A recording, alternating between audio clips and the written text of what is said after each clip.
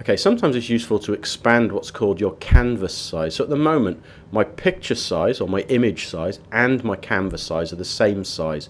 If I come up to my image and choose this time canvas size, what I can do, I'm going to turn this into pixels so we can see it. So at the moment, this is the dimensions of that photo, 1557 by 1505. I'm going to change both of these to about 1800. And if you watch what happens, now I could change the arrows here to show which part I want to actually extend, but by keeping it as it is, it's going to put this evenly around it. I've now got this extra canvas size, so my photograph in essence has grown bigger, but the actual image that I'm using is the same size. Okay, so I'm actually going to use my history panel again. I'm going to step right the way back to the open, so I haven't done anything to it. My photo's back to exactly where it was. Now, one of the things in Photoshop that's really useful is what's known as selecting. And there's lots of different ways to select things. Probably the most straightforward way, and the one that's used the most often, is what's called the lasso tool, which is this first one here. And lasso tool, basically, if I draw on screen, I'm just dragging my mouse around, and you can see it's putting this kind of line around the object. I'm doing this really quickly, but when I get to the end, I can let go and the two join up. Now what happens is I've got something called marching ants that have gone around this. That's selecting the area, showing me what my selection is. Now sometimes you find that you've done things wrong and you want to either add a bit more in or you want to remove a bit. So here, I maybe want to add a bit more of his ear. I'm going to go over this area and I'm going to add that extra bit in. Okay, and I'm going to do the same down the bottom here. I'm going to add a little bit extra in of his paw. Now, it might be that I decided that I've got it wrong. I didn't want to have this part of his back leg in there. I don't know why I do that, but maybe I would. So in the same way as I used before, I'm going to press Alt, and Alt again will make it go to a minus. This time if I drag across, it's going to remove that selection.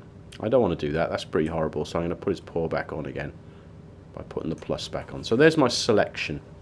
Once I've got something selected, I can do lots of different things to it. Something that's quite cool is being able to basically paint or add colour to these things without affecting the rest of the area. So what happens now only happens inside this selection. So I'm going to choose a colour first of all. Maybe I'll go for a kind of bluey colour. And I'm going to choose my paintbrush. And up here, we can play with these around afterwards, but the opacity is how much transparency there is on it. So if I make it quite low, like 15, I'm going to make my brush bigger. By making my brush bigger, I can use the square brackets. So the right bracket goes bigger, left bracket goes smaller. And all I need to do is to drag over, and you can see I'm putting a bit of a kind of blue tinge on him.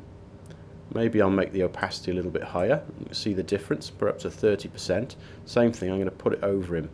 So because it's opaque, it's still retaining the basic outline of him. You can still see where his fur is and all that kind of stuff, but I'm giving him a kind of light blue wash over, like he's had a bit of a rinse job. Okay, I'm going to step back out of that. I'm going to go back to my lasso. So I've taken the colour back off, but I've still got him selected. When he's selected now, there's a few other things I can do with the selection. I'm going to go back onto where I was, which is the selection tool. And if I hold down certain buttons, different things happen. So the first one, if I hold down Control, watch. It turns into a pair of scissors. And I've moved my shape around now. I've cut him out. I don't want to do that. I'm going to go back. If I hold down my Control and Alt at the same time, I get a duplicate, and I can duplicate as many times as I want, so I'm building more versions of the same thing.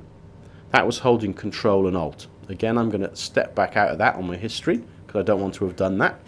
Last thing to remember is how you deselect something. So to get rid of your marching ants, you're going to hold down Control and press D, and that gets rid of those marching ants.